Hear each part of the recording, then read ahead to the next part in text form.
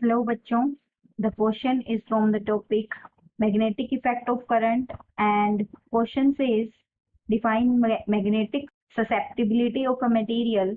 Name two elements, one having positive susceptibility and the other having negative susceptibility.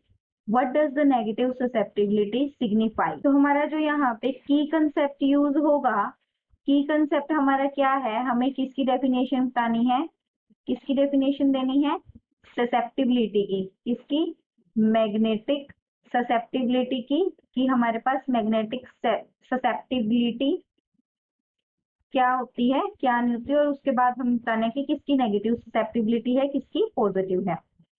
तो हमारे पास जो magnetic susceptibility है, susceptibility, उसको कैसे हम डिफाइन करेंगे कि magnetic susceptibility is a measure of the degree to which a material can be magnetized। तो मैग्नेटिक ससेप्टिबिलिटी हमारे पास क्या है, ये एक मेजर है डिग्री का, कि मतलब कि एक मटेरियल कितना मैग्नेटाइज हुआ है मैग्नेटिक फील्ड के under in an external magnetic field. तो ये हमारी है मैग्नेटिक ससेप्टिबिलिटी, और मैथमेटिकल डेफिनेशन इसकी क्या आएगी कि it is defined as the ratio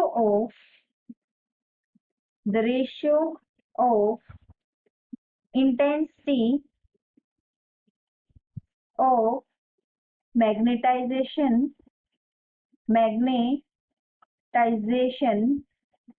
इसको हम रिप्रेजेंट करते हैं I से, induced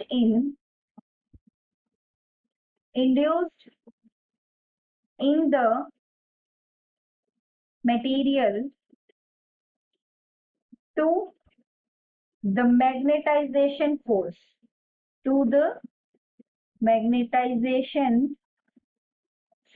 इसको हम रिप्रेजेंट करते हैं H से, applied on it।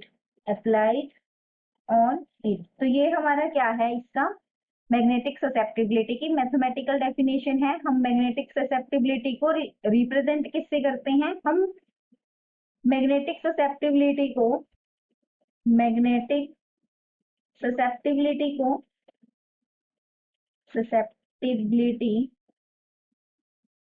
हम रिप्रेजेंट करते हैं XM, इसको हम टाइप बोलते हैं ग्रीक लेटर में। इसकी वैल्यू क्या आएगी, I डिवाइडेड बाय H।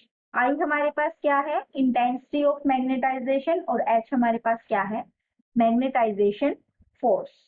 तो अब हमें बतानी है कि हमें ऐसे दो एलिमेंट्स के नाम देने हैं जिसमें एक की पॉजिटिव ससेप्टिबिलिटी है और एक की हमारे पास नेगेटिव ससेप्टिबिलिटी है।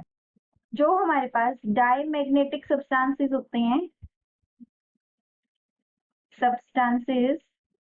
उनकी जो मैग्नेटिक ससेप्टिबिलिटी है वो क्या होगी, नेगेटिव इनकी ससेप्टिबिलिटी होगी। और हमारे पास जो डायमैग्नेटिक सब्सटेंसेस है वो क्या है, इनकी जो साइन में वो क्या होगी, नेगेटिव होगी। और अगर ये नेगेटिव होगी तो हमारे पास सब्सटेंसेस कौन कौन से हैं एलिमेंट्स, जैसे कि हमारा एक है कॉपर Cu, इसकी क्या होगी मैग्नेटिक ससेप्टिबिलिटी, नेगेटिव होगी।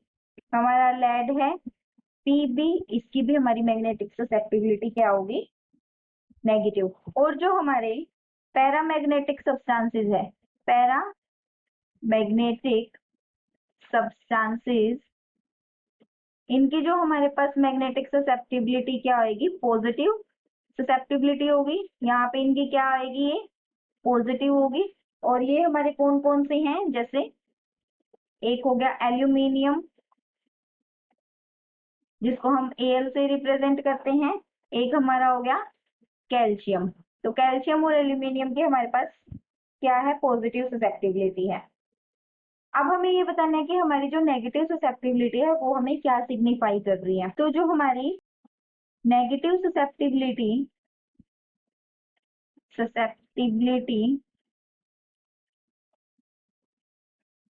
signifies that the substance